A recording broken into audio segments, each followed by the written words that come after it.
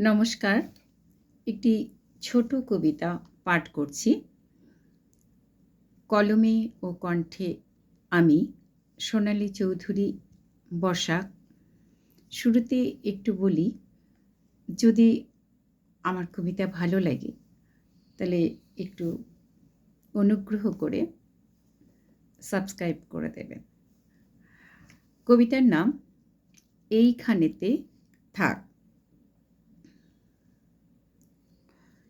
ভারত আমার জন্মভূমি, ভারত আমার দেশ। সবুজ ধানের ক্ষেতের পাশে শান্ত নদী বেশ। এ দেশের আলো বাতাসে মিশে আছি আমি। এই মাটি আমার অহংকার, সব থেকে দামি। তাই তো তোমার সকল স্পর্শে সপেছি এই প্রাণ। পথের পরে চরণ ফেলে খুঁজে ফিরি আমার অস্তিত্বের টান। সূর্য আলোয় পদ্ম খেলা, বনানী জুড়ে পাখ পাখালির ডাক। শান্ত বাতাস বলছে আমায়, দুঃখ সুখে সংকটে এইখানেতেই থাক।